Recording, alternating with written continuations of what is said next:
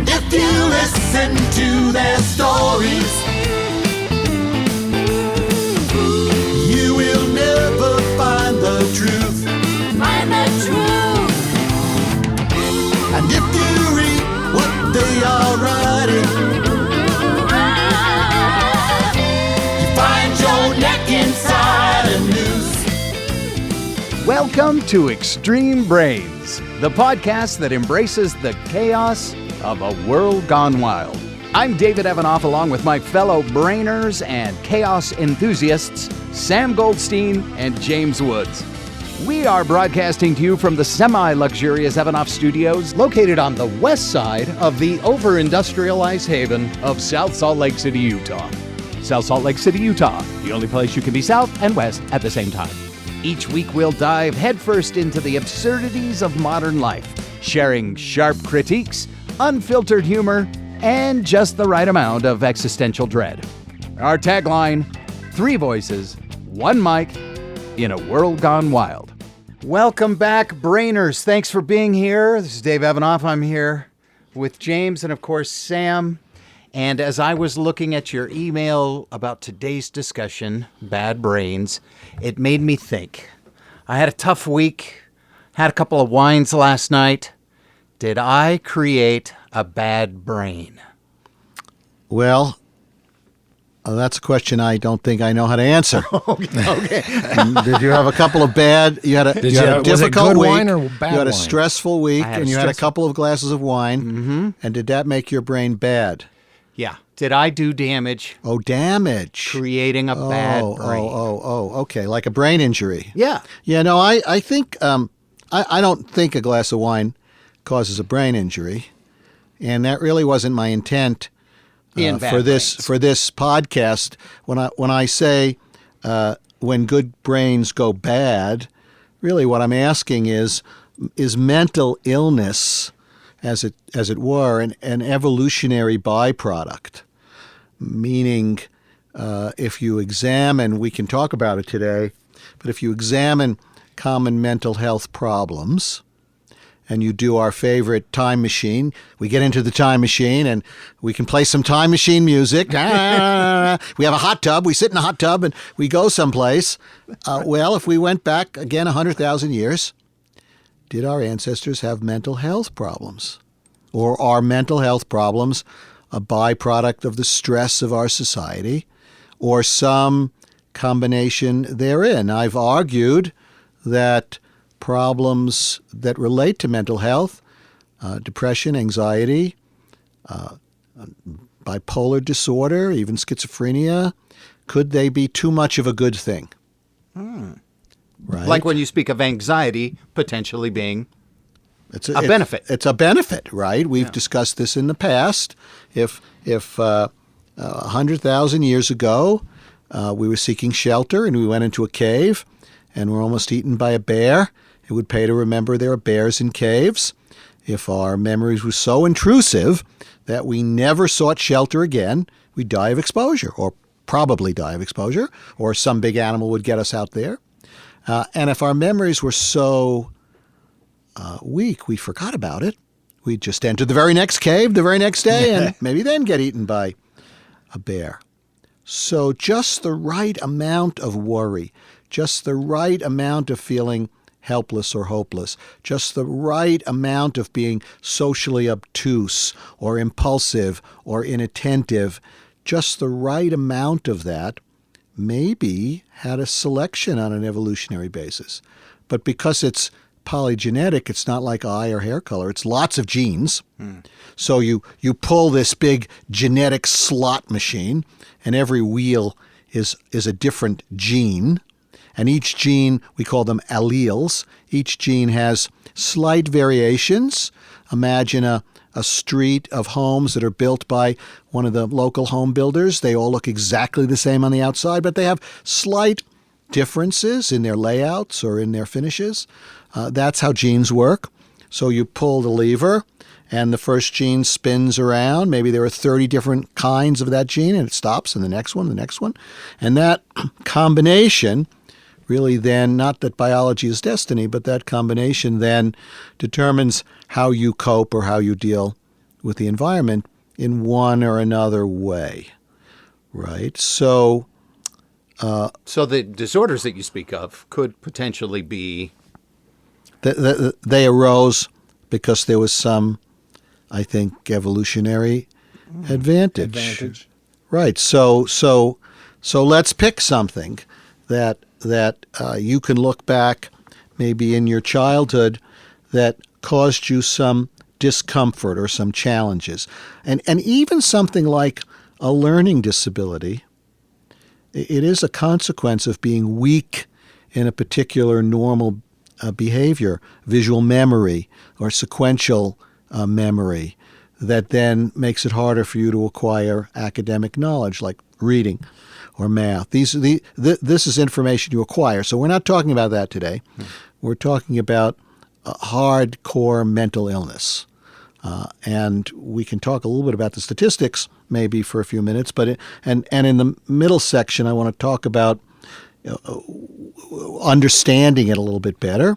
And of course, in our last section, as always, we'll discuss, would we be better off if we were dogs and had dog brains? Would we perhaps have less mental illness? And if so, Probably. what should we do about it? But can you think back to your childhood, of some area in your childhood where you struggled, where someone said, that's a problem? Absolutely. Absolutely. And do you want to bare your souls here for us? This one was big for me. 5 years old, I was playing here in Utah, we have a thing, or did, in the education system called the Salute to Youth. And all the schools put a musician, a dancer, an entertainer of some kind out, and they competed, and then it went to the next, and the division, and then there was the championship. And when I was 5, I was in the championship at Highland High School. I was Prodigy. There you go. I was tiny. I stood out on that stage and played an accordion solo.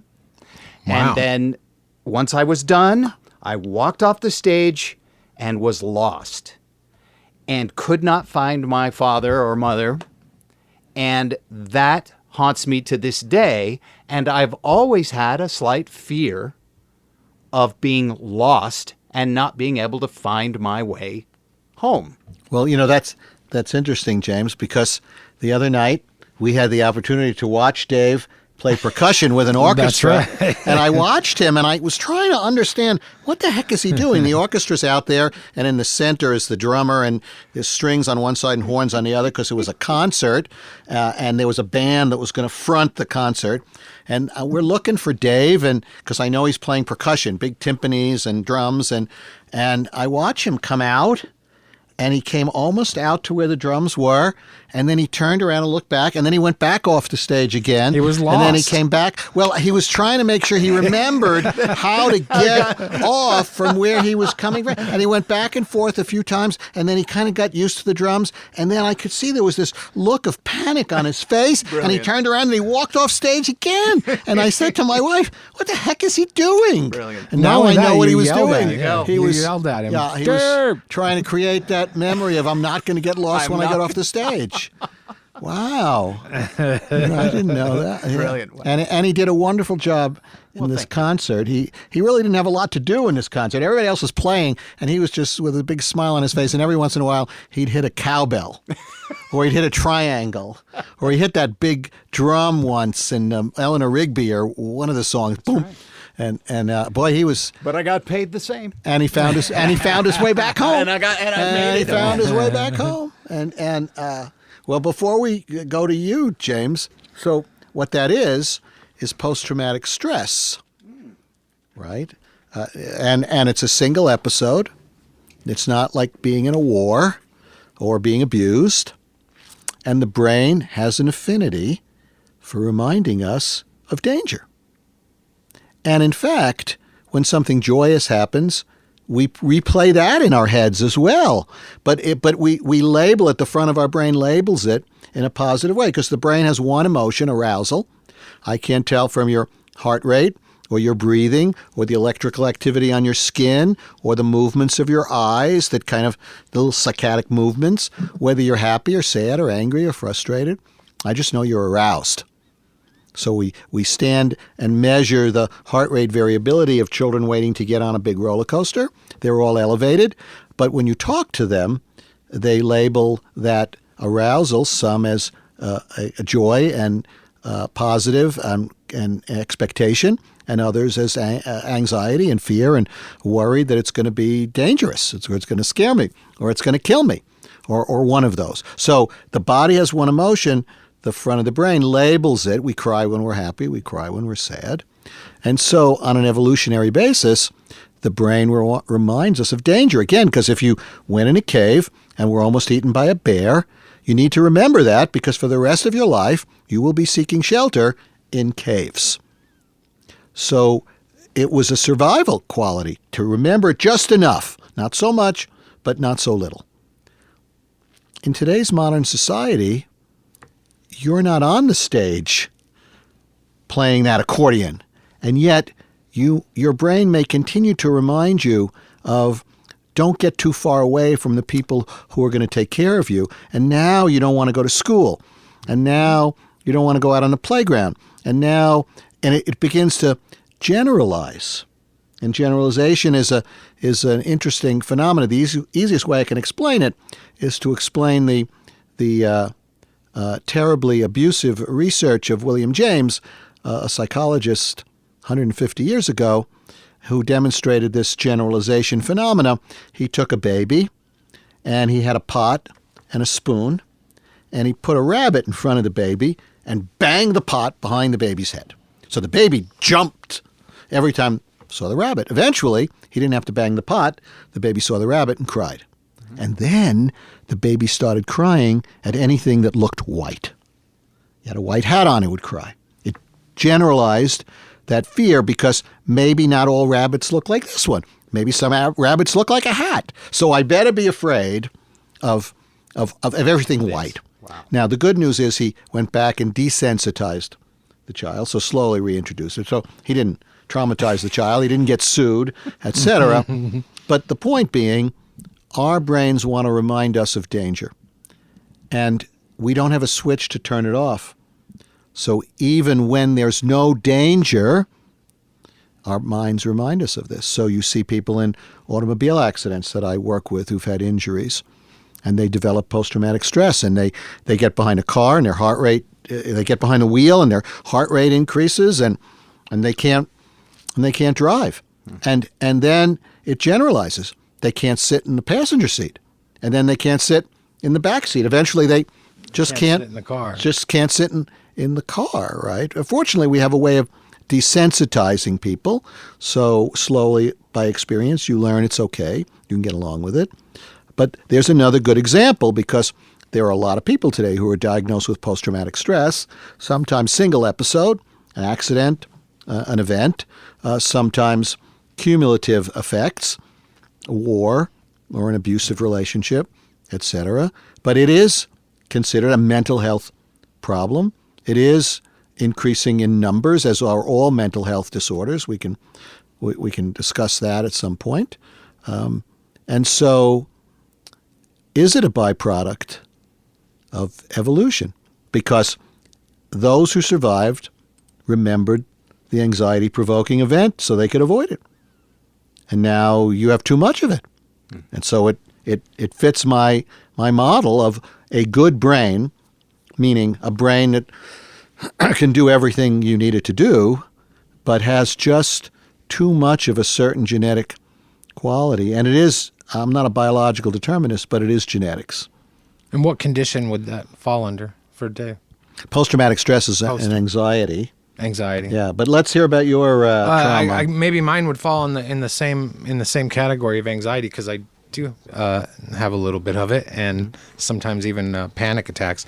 And there's probably a few things that contribute, but maybe a quick example would be between kindergarten and my senior year of high school, I moved states 3 times.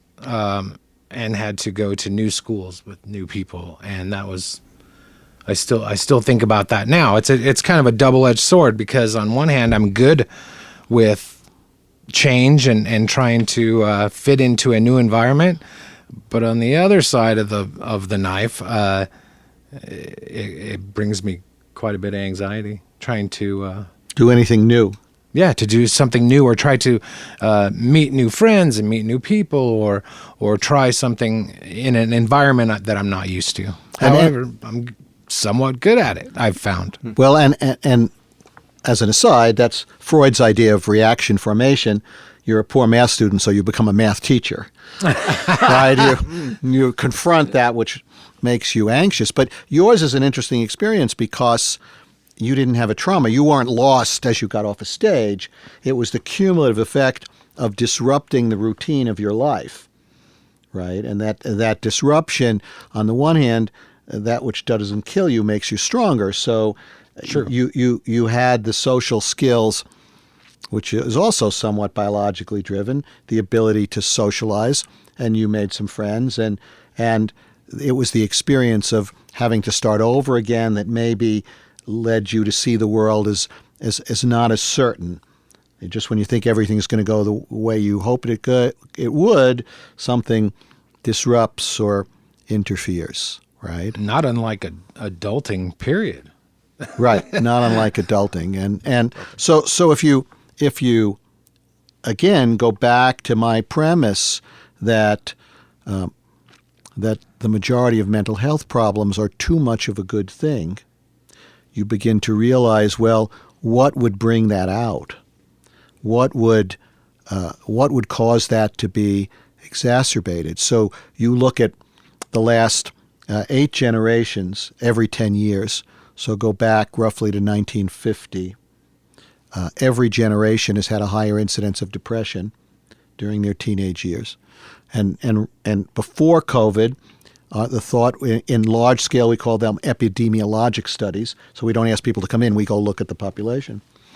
The thought was about 10 or 20% of teens would have a major depressive episode that would last more than a couple of weeks before age 18. And if you had one, you had a 70% chance or 75% chance of having another. So your body kindles a certain response to stress, right? And now with COVID, again, some of the statistics have been manipulated, which is a favorite thing that people do from our government to ourselves. You know, how much did that really cost you? Well, I'm not going to tell you. I'm going to tell you what I want you to think it cost. But the post-COVID numbers are a little skewed because kids can access telehealth, and insurance companies wouldn't pay for that before. But now we estimate that 50% of teens will have a major depressive episode before 18, which is a change from how you were. So if you're always Debbie Downer, that's not depression. In which you increasingly isolate yourself, feel down and blue, have trouble concentrating, change in sleep and appetite, either too much or not enough. Some suicidal thoughts, not always suicidal thoughts. Has to last 2 weeks, they say, but most of the time when it comes, it stays for a while. Like that commercial where the ants come to visit the couple that buys the house. It stays for a year and a half, and then people cycle out. So with depression, we talk about prevalence and incidence at any given time. Maybe 5% of teens have depression. But if you wait, some cycle out, more cycle in. And if you wait long enough, you begin to see familiar faces. And now we think it's almost 1 out of 2. So mental illness is becoming the norm. I was just going to say a norm. Wow. Is becoming the And is there an age that generally presents itself, or can that present itself at any age? Well, it can present itself at any age, but if you look at the majority of people who as adults struggle with depression, who get a membership card, they're not always in the building, but they're a member of the club, and they cycle in and out of depressive episodes. They'll have 4 to 6 in their lifetime. Now those people just stay on antidepressants even when they're not depressed as a prophylactic or a preventive. Those people, almost all of them started as kids with depression, typically during their late latency or adolescent years. And maybe the more extreme, the bipolar, where you don't sleep for days and then you sleep for days and you cycle in and out of that, that's maybe mid to late adolescence. But it's rare to find people who as adults have chronic problems with depression who were mentally, quote, healthy as teenagers. But before we break, let me go back and just for a minute lay a little foundation, because I think, and when we come back, I want to talk about each of these conditions and then look at changing how we're going to categorize these. Because when I see kids with worry, I just saw a kid yesterday, worries about everything. And he's been to 2 or 3 therapists, and it hasn't helped a whole lot, and he's on a medication. And I looked at him and I said, you have too much of a good thing. And he had no idea, this 14-year-old. Well, what are you talking about? I said, well, people who worry, and I gave him a long list of things that will go in your favor if you learn to manage it. And the goal of therapy isn't to fix you or to make it go away. The goal of therapy is to help you understand it and use it to your advantage, right? So that it doesn't disrupt your life. And we know that about internalizing problems like worry, that when you learn to think differently about them, you change your mind, you change your behavior, you change your life. But just quickly, that when you look at the kinds of mental health problems we experience, they fall in 2 categories. And I use the bus test as a way of examining that. I ask myself, if I was on a bus, could I sit next to David? And on that bus, David will exhibit 2 kinds of behaviors. He will either behave in a way that disturbs me. He'll be boisterous, jump around, won't stop talking, threatens me, tries to steal my stuff, whatever, but he's disrupting me. Or David will sit there and seem to be in pain or seem isolated. And when I talk to him, he won't make eye contact. He'll kind of look away, won't carry on a conversation, keeps looking out the window, making me nervous that maybe something's going to go wrong and I don't know about it. And those are internalizing problems. So when we look at the mental health problems we experience, some are externalizing, they disrupt everybody, and some are internalizing, they really disrupt the person that has them. When you look at kids, the disruptors early on are impulsive or hyperactive or oppositional. They have Clint Eastwood disease, make my day. They don't want to do it. But they are not distressed by it very much. Everybody else is. The internalizers are more distressed by it. And it is the case that when you have both, typically the disruption comes first, and then you begin to become overwhelmed by how the world treats you, and you begin to worry and feel helpless or hopeless. And the last thing I'll leave you with is a distinction between, because you hear it, personality disorder and a mental health disorder. What's the difference? That is a different. Oh, those are different. Wow. Right? Okay. And a simple way of looking at it is a mental health disorder, and when we come back we'll talk about them, tends to really bother the people that have them. Yeah, and kids, maybe if you're oppositional or hyperactive, it doesn't bother you as much. But for the most part, a mental health disorder, people say, I don't like it. I don't want it. Whose idea was it? A personality disorder, on the other hand, bothers everybody around you, but not you. You're perfectly happy with who you are.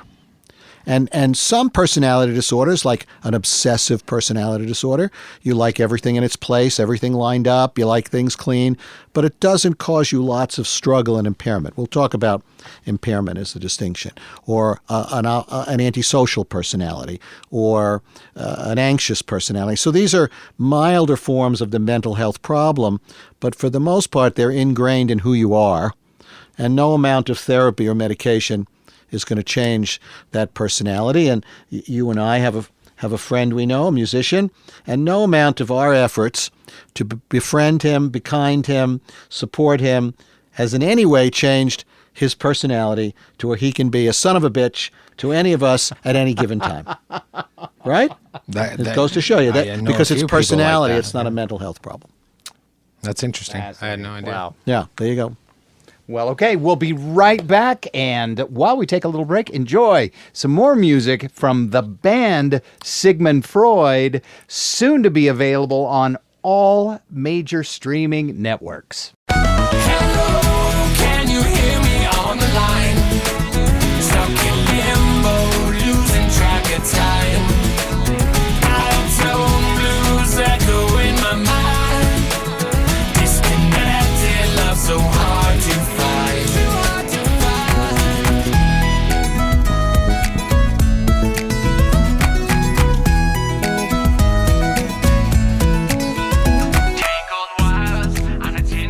Thank you, band. Sigmund Freud. Now we're back. Tell me about bad brains. Let me pick up where I left off, which Please. is we talked about the idea that there's, in a general sense, two kinds of mental health problems. Those that disrupt and those that don't disrupt, right? Those that are disruptive, they bother me, and those that don't bother me but bother the everybody. person, bother everybody else. And we discussed that from a more serious basis, a mental health problem and personality. And I joked about the distinction, but the real distinction is in impairment. And let me make a distinction about impairment, because a lot of these terms in my field are bandied about. So you're watching a child eat, and there's a fork on the table, but they're eating with their fingers. Now, if they don't know how to use a fork, that's lack of adaptive behavior, adaptation, right? Adaptation. But if they know how to use the fork but are choosing not to, that's impairment. So you can't be impaired in something you don't know how to do. I can't be an impaired plumber. I can't be an impaired sound engineer. I don't know how to do it. Right. So a number of years ago, roughly 25 or 30 years ago, the powers that be that try and define these mental health conditions realized that just listing symptoms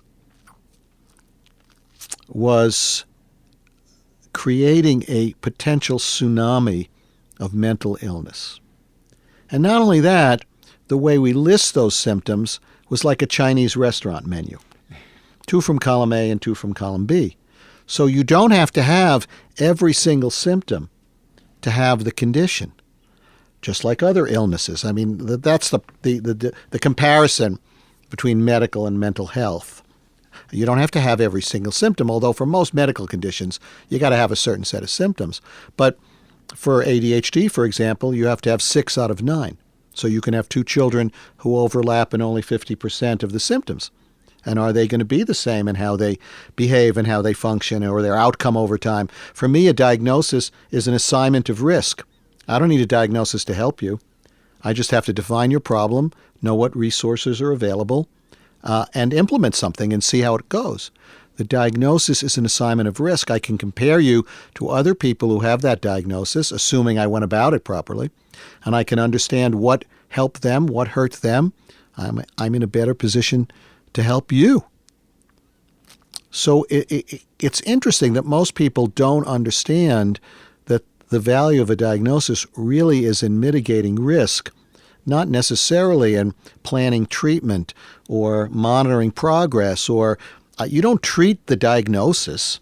You try and deal with the symptoms per se. So we come back to our story. The powers that be, the American Psychiatric Association, realized that at the rate mental illness was increasing, that by the maybe this century, maybe earlier, everyone would have a mental health disorder. If you just graft every year, so there's a problem. And so they added a criteria for impairment. You have to have impairment. So, James, if you say to me, I'm hyperactive, I'm impulsive, I'm inattentive, but it works for me, you don't get a diagnosis, which is this runaway train. Everybody thinks they have ADHD. No, you can't argue that our current president has ADHD.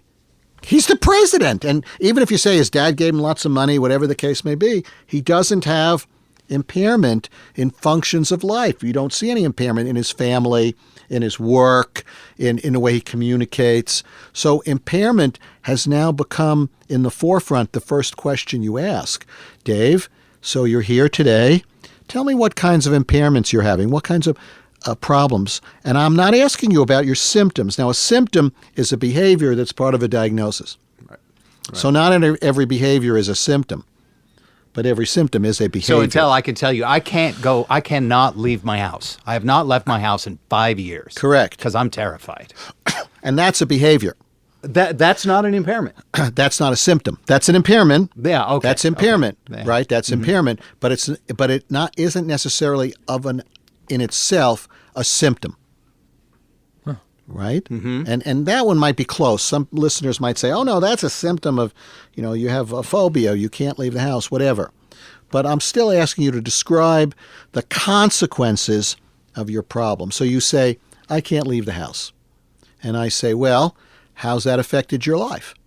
And you say, hasn't really. I have a great government job. I get work from online inside, for 2 yeah. hours a day. I'm making $150,000 a year. My wife doesn't like to go out either. We use a lot of Uber Eats. Our kids come over to visit. I have a theater room in my house and an indoor a golf driving range, and I've got my music, and it really doesn't affect me at all. Starting to sound pretty good. Right. Yeah. So you get no diagnosis. Great. You have to have, because I'm trying to reduce the numbers of people who get labeled with a mental health problem. I may say, you got a problem if you don't leave the house. But I'm not going to give you a diagnosis. You could have a problem. It doesn't mean it translates into a mental health diagnosis or a personality disorder diagnosis. But nowadays we don't think that. We've pathologized and demonized and moralized, right, everything. Well, and even on socials, TikTok, for example, there's a lot of self-diagnosis. What do you say about that? That's an interesting. dangerous. That seems super dangerous. It's only dangerous based on what you choose to do with it. If you say, Is it an attention thing? I've diagnosed myself as a potential antisocial serial killer, and so I'm going to go live on an island all by myself. Oh, okay, that's the consequence of your self-diagnosis. Of your self-diagnosis. There's a couple of issues. One is nowadays a lot of people come in, especially with autism and ADHD, self-diagnosed. And one show we can talk about autism because my new assessment tool for adults with autism will come out later this year, and it'll be the first standardized way of evaluating autism in adults besides just asking a lot of questions. So, do you like being alone? Do you do this? Do you do that? No, it'll be an instrument that looks at what's normal. Wow. And compares your social learning problems based on how different you are from what's normal. But you're right, people self-diagnose, and It seems almost trendy now. Right? Correct. And when you tell them, nope, you're not, then they say they get mad. Yeah. And then my response is, well, then why did you come see me? You have a shy, slow to warm up temperament. You have social anxiety, and that's really your problem. It's not autism. Oh, no, it's autism. I took the test online and I know it's autism. Well, then why did you come and see me? What do you need that aggravation for? Well, you're wrong. And I'll say, okay, I'm wrong. You have autism. Have a nice life. Get out. Now get out of my office. Go away. Well, what are they looking for at that point other Yeah. than just you to say you're right? Are they looking for medication? Are they looking... Well, that's a good question because with autism, there is no medicine. Right. So this is a different part. So a quick side trip to talk about the brain. So mental health disorders that have most to do with chemicals in the brain. People know epinephrine, serotonin, dopamine, cortisol, that those conditions that are responsive to changing your biochemistry respond to psychiatric meds. So the first antipsychotic in the 1950s, we were able to let 2/3 of the people who were permanently locked up because of their mental health disorders, because they were schizophrenic, into the regular public, and they functioned fine. Wow. I mean, that was the big push at the very beginning of, holy cow, so now maybe we could do that with depression or anxiety or other conditions. It hasn't worked quite as well, but depression, anxiety, ADHD, bipolar disorder, schizophrenia, these are conditions that have most to do with the chemistry of the brain. Change the brain's chemistry. People seem to do better with these. Not that biology's destiny and not that pills substitute for skills or life experience, but it has an influence. Conditions that seem to be more based on the structure of your brain, how your brain is built, where your neurons connect to other neurons. Again, 80 billion cells. Every cell connects to 50,000 others at any given moment. Any cell is talking to 5,000 others, and the conversation is turn on or turn off. So one cell tells another one, you fire, and tells a third one, you don't fire, to create this neural net that is our thoughts and our experiences. And so it's a complicated phenomenon. Who understands that? I don't think anybody really does. It's not a computer. But conditions that are more to do with that structure, like autism or learning disability or personality disorder, don't respond to medicines. And big pharma has tried. Yeah. I mean, if I had a pharmaceutical company and I could come up with a drug that cured antisocial behavior and we could open the prisons, because I think 2/3 of the people in the prison are a consequence of the combination of their biology and their bad experience. They're really not bad to the bone, as it were. They're just bad criminals. And you could make a tremendous difference in that. But these are conditions that are structural. Same thing with autism. I mean, if you were a parent of a child with autism and I offered you the opportunity to make that autism go away, your child could, even if it was normal intellect, higher functioning autism, but your child could now interact with people and function fine and not walk around flapping his hands and not have the largest sprinkler head collection in the city and not make you stop every time you go past the lawn to look at the sprinklers. You'd pay $100,000 for that. You'd pay whatever, right? Yeah. Big pharma has tried without really any success. And so that's the kind of the biology part of it. So we take these mental health problems that start out as disruptive and non-disruptive, and we begin breaking them into smaller parcels of symptoms, ostensibly to try and create a more similar group, a more homogeneous group, so we better understand them. It hasn't worked out quite so well because the diagnostic manual of the American Psychiatric Association came out the first year I was born, 1952. Wow. And in that days, it was about 50 pages. We were a lot more mentally healthy then, and there was nothing on kids. And the first two diagnoses on kids was disruptive and non-disruptive disorder of childhood. Basically, how the child's behavior affected us, the bus test.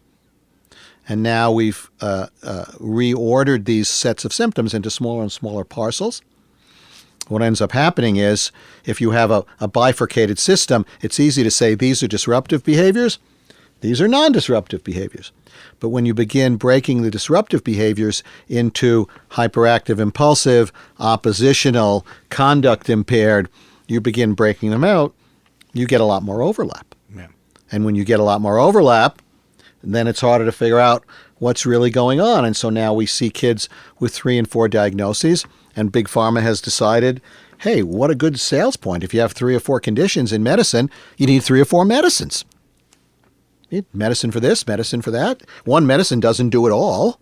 And therefore, if you have 2 or 3 mental health conditions, maybe you need 2 or 3 medicines. Is that why it's easier for people that do self-diagnose? There's so many variables to pick from. Right, because Like- if you only have a hammer, whole world's a nail. Right. So I don't pay attention well to things. Must be I have ADD. Right. Well, maybe you're just dumb. You don't understand it, so you can't pay attention to it. Right. I have autism. Well, maybe the fact that your parents raised you in a closet and you never saw another child until you were 16 years of age. Maybe that's it. Maybe you're the wild boy of Avignon. You know that story? Right. The boy who was found raised by wolves. They tried to teach him to talk, and they could never really teach him to talk. And he wasn't raised by wolves, but he was a feral child. He probably spent his early years out in the forest by himself, just scraping around, right? So let's make it simple so everybody can understand. I'll pick a disorder. You tell me what you think it means, and I'll tell you a singular way of understanding it. Let's start with anxiety. What is anxiety? Nervousness, extreme nervousness. For what reason? Well, that's what I would ask. Why am I? There's why nothing am going on. There's Yeah. nothing going on that's There's no danger, Will Yeah, Robinson. right. There's no danger, and you're anxious. Why? Yeah. Fear of thought, or It's fear of what's to come. Okay. It's worry that what's coming is going to be beyond my control or bad for me. So, Dad, I don't want to go to school tomorrow. Well, why not, son? I'm afraid the kids are going to pick on me. Have they picked on you before? Yes. Oh, well, then you have a reason. Okay. But have you been picked on before? No. Right? So it's like the PTSD. Worry is a fear that what's coming isn't going to be good. Depression.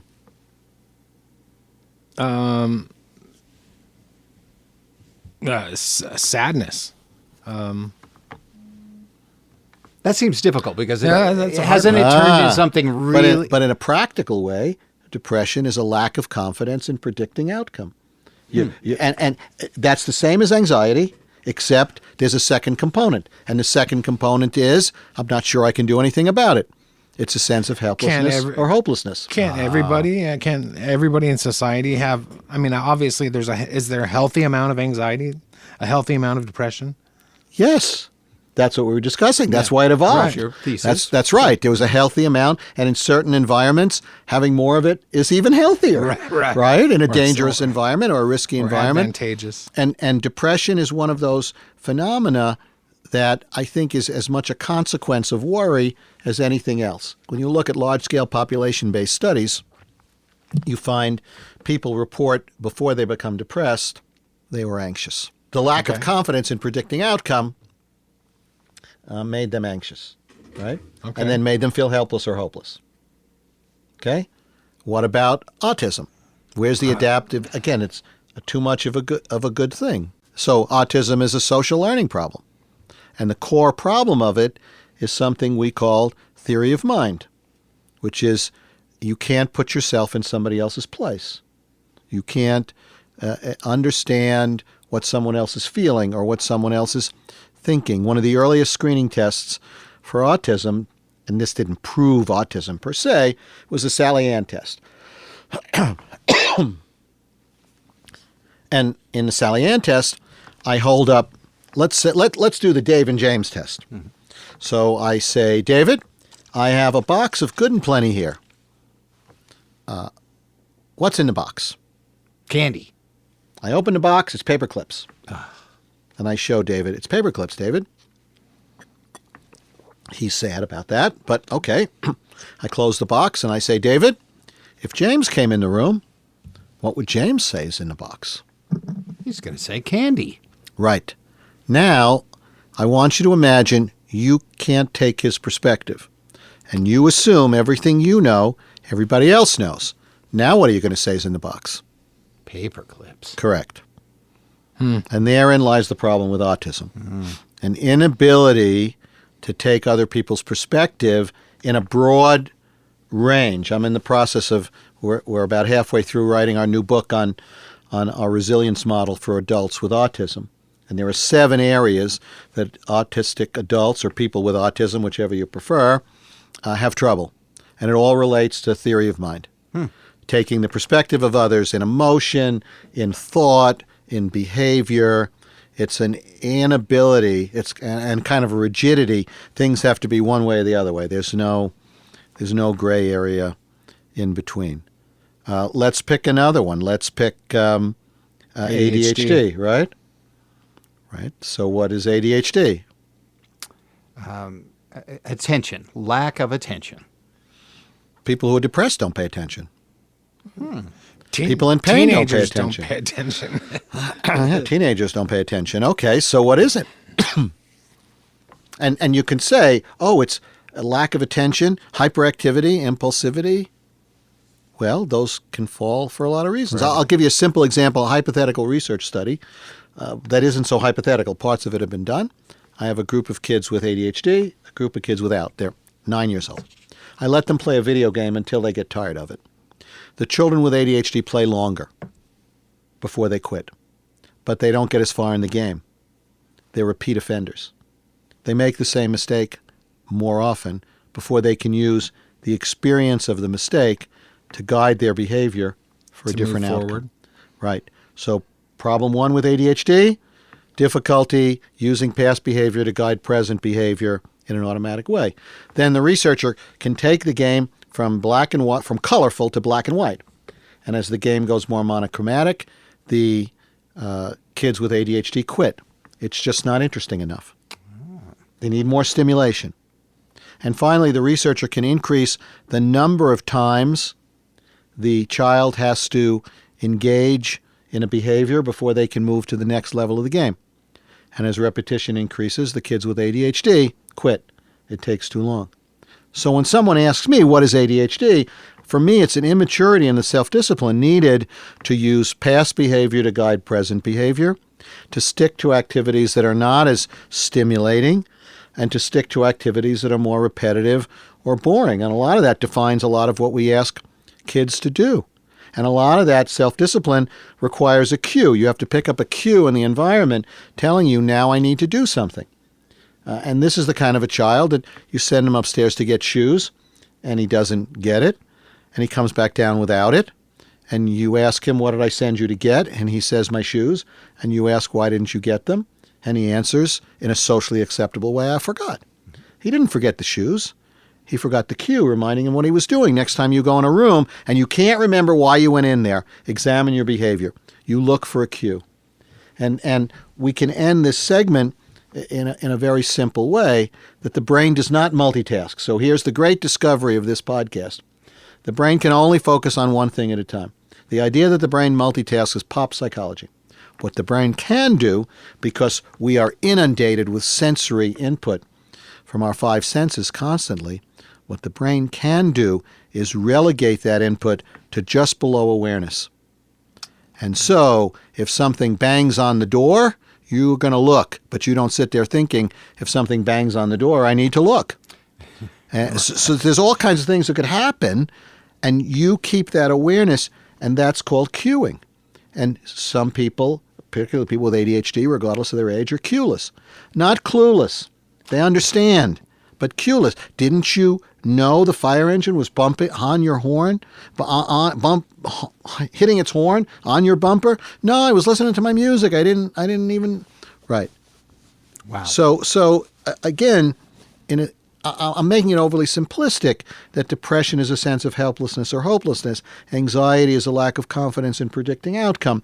ADHD is an immaturity in developing the ability to pick up and track cues in the environment. Bipolar disorder is an extreme. Sometimes staying awake a long time is to your advantage, but other times it's not. There are some conditions we haven't talked about, but I would argue they're all too much of a good thing. And when good brains go bad, it's because they're trying to wrestle with too much of a good thing. We'll be right back after a little music from the band Sigmund Freud. Every tear, every smile, across each step, across each mile.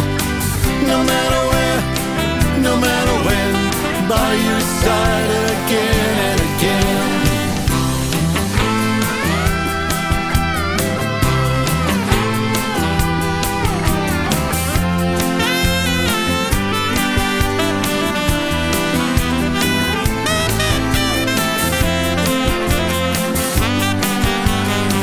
Every heartbeat that you feel, moments lost in wounds that heal, the strength you need, the love we share. Turn around and I'll be there, I'll be there, I'll be there, I'll be there, I'll be there. Time has passed and skies have Welcome back, Brainers. Thanks so much, band Sigmund Freud. The album will be out any day now. I can't wait to give you the 411 when it's ready for you to download from your favorite streaming service. All right, Sam, let's take it into the home stretch. Right. So the home stretch sometimes is about dogs, but we'll put the canines aside for a moment and ask the more important question of, if we changed our minds about mental illness, given that there's a biological basis to it, but the dramatic rise in people with depression, anxiety, other conditions, some of that is we've made it easier to get diagnosed, right? Some of that is, as you point out, James, the self-diagnosis. But there's no doubt that the world is such that mental health problems are probably going to continue increasing every generation. Ever-changing world. In our world, which has become increasingly more demanding and more stressful.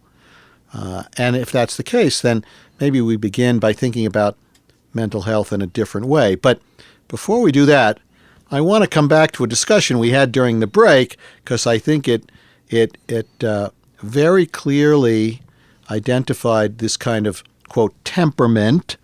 I'm not going to label it as a disorder, but you have to have empathy for it because it's not happening on purpose. Go ahead. Right.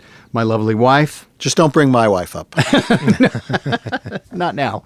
My lovely wife has difficulty putting anything away or cleaning up or putting it back where it came from. Case in point, she said, "How can I help you more in the kitchen?" And I said, "When you get a cereal bowl out and you use it, you're standing over the dishwasher. Just put it in there so that when I come home, I don't have to take all the dishes out of the sink and put them in the dishwasher." And she said, "I will do that for you." The next morning, grabbed a cereal bowl, ate from it, and put it on the counter where it stayed. And I gave her the look, and it took a minute for her dishwasher to look. realize, oh, I was supposed to put that bowl in the dishwasher. That cue. Where is that cue? Well, and if you look at, we haven't talked about any research today. It's always good when you bring in the word researchers say, science says. That was good up until 2020. And now if you say science says, people hold up a cross in front of you like, don't tell me about what the stuff you make up that you call science. But if you look at the simple learning science, habit development, you discover that, and again, I'm not diagnosing Emily, but that it takes 8 to 10 times as many successful trials for some people's behavior to become automatic. And that's not 10 times trying at it, it's 10 times succeeding at it, right? So you realize it just takes some people much longer to be habitual in their behavior, right? And then you think about survival. And you think, wow, the people who weren't habitual, how the heck did they ever survive? Right. Well, it was easy. They had Dave to put all the dishes from the sink into the dishwasher. Or keep them out of the cave. Or keep them out of the cave, right. Yeah. They had Dave to There's a bear in that cave. Right. They had Dave to take care of it, so they survived on the good graces of others of us whose genetics were more functionally suited to the environment, per se.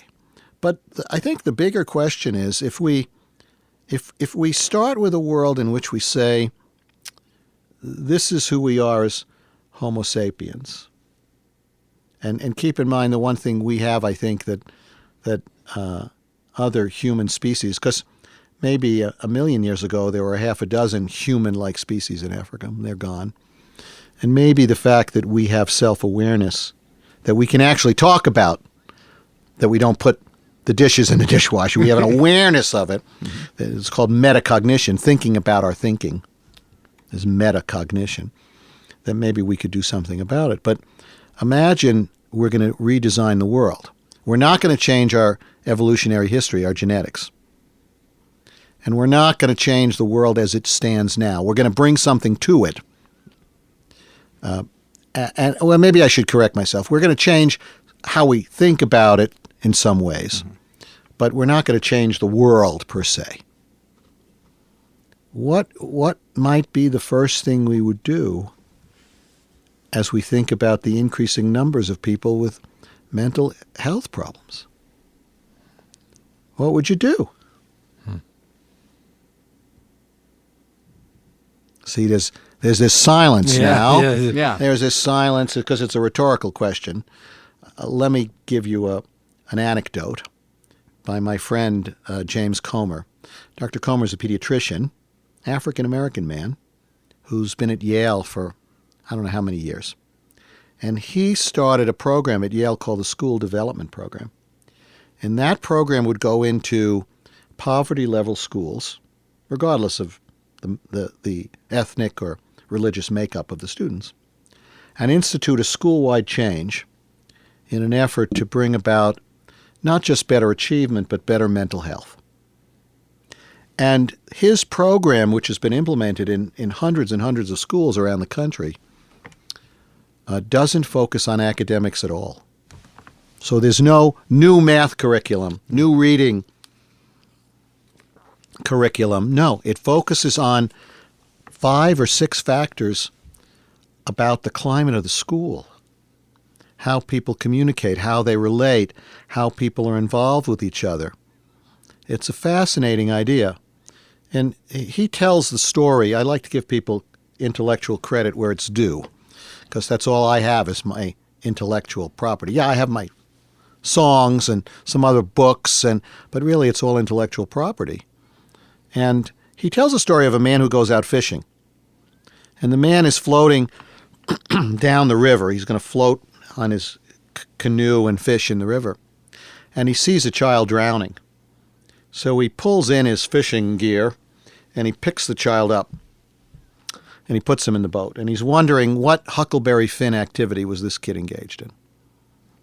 And then he looks up and there's another kid floating down the river, drowning. So he picks him up, puts him in the boat.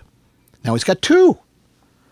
And he starts to paddle to shore and he looks upriver and there are tens of thousands of kids floating down the river, everyone drowning. There's room in the boat, but he keeps paddling to shore, so one of the boys pulls on his arm, "Hey, mister, we could pick up more kids." And the man responds, "We don't have the time. I need to get to shore and go upriver and find out who's throwing kids in the river."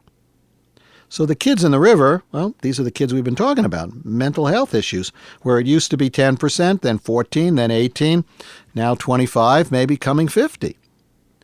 The man is you and I as a society trying to figure out what the heck are we going to do to stem this tide that children, while it may be the best of times for kids, if you remember the beginning of the novel, as Fagin said, it's the best of times, maybe it's the worst of times.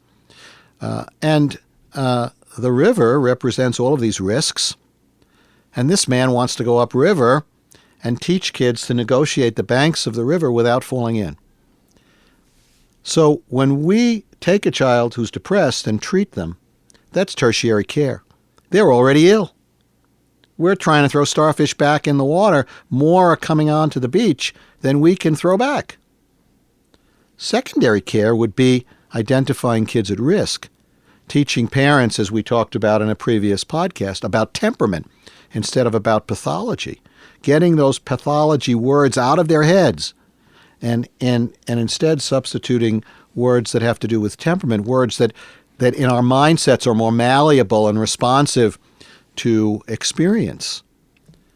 And primary care is recognizing that every child is vulnerable. Every one of us is vulnerable to developing a mental health problem. Some of us, maybe more so than others. Dave, you have had a traumatic experience. If you have another traumatic experience, maybe you're going to be more vulnerable than me, who hasn't had one, etc. There's something for cumulative experience. But I think we have to go back and not assume that mental health, which means waking up and dealing with life. We talked about flourishing, if you remember, where people are really dealing well with life, but just dealing well and not having a mental illness and not having serious impairment, that we can no longer assume that that's the state of affairs. That's the norm, as in to be healthy, you don't have to do anything in particular, just don't be unhealthy. Don't be sick, and then you're healthy. We have to assume that good health, physical and mental health, is something you have to work at. Maybe some people work harder than others, but you can see that in society. Turn on the television and watch the advertisements, because a lot of them are for products that are supposed to keep you healthy. Yes, some of them for products that are supposed to make you healthier if you have diabetes or if you have, it's amazing the stuff they're advertising on television, these conditions. Pharmaceutical, right? Yeah. But a lot of it is I take my 6 capsules every day of my ground up and and desiccated vegetables, and that's helping me stay healthy. I'm 95 and living forever, and I mean, it's interesting that there's that trend of you have to do something to stay healthy, right? And a lot of it is something you ingest. Right. It's harder to sell people on mental health because it's not a product. It isn't something you swallow every day. Now, if the three of us decided to start a company and we called it letsallbehealthy.com, and we told people, if you take a green pill every day, you'll be more optimistic. And if you take a red pill every day, you'll be more cautious. And if you take a yellow pill every day, you'll be like the lion in Wizard of Oz. You'll be less afraid, right? And any day you get up, you have this rainbow of pills in front of you, and you say, today I'm going to be brave and not afraid, and I'm going to take those pills. And I guarantee you, we will have people who will respond. Sure. We will have people who will take the green pill and say, I took my green pill today, I'm going to stick in there even in the face of adversity. And I took my yellow pill today, and I'm going to stop when the stoplight is yellow and not assume that yellow means speed up. Not a bad idea. I just secured the domain. You got it? Yeah. How much are we going to charge? Let's get healthy every day, right? And you get this rainbow collection of pills. And you maybe think about it, because this is one company that they put all the ground up fruits in one Fruits and color pill vegetables. and one in the other color pill. It's like, really? Give me a break. But so why not do it for mental health? Take these pills every day. You know, in studies of, for example, people with schizophrenia, if you give them a placebo, a nothing pill, they don't get better because it's a biological disorder. But anxiety and depression and ADHD even have a lot to do with, especially if you're an adult, how your mindset responds. And even with kids, that parents whose kids have, quote, ADHD, meaning they're immature in their self-discipline, every parent can tell me something the kid loves that he'll stick with for hours. He may not be efficient, but he sticks with it forever because he loves it. He pays attention to it. So even for ADHD, placebo has some benefit. So I guess the takeaway message here is it's not going to get any easier. If you think we're going to have a better world, sure, we may have a world that's not as in debt, or a world that's not as much conflict, or a world where maybe not as many children are starving every day, or people go to bed afraid. But we're not going to change, coming back to how we started this segment, we're not going to change the basic function of how the world works, because that's how we got here. We talked about instincts. We got here because we believe. We got here because we're afraid of difference. We got here because we're aggressive.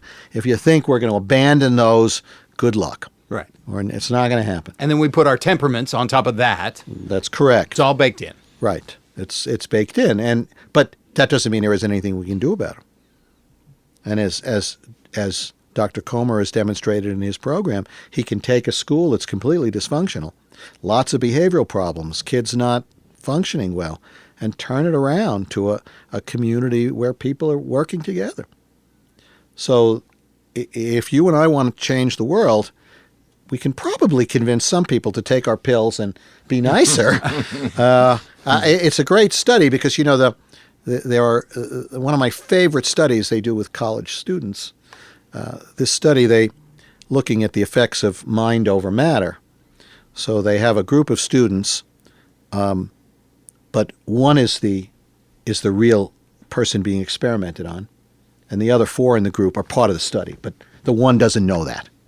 And the Joe Schmo show. And that's right. Yeah, and they keep them awake for like 20 hours, right?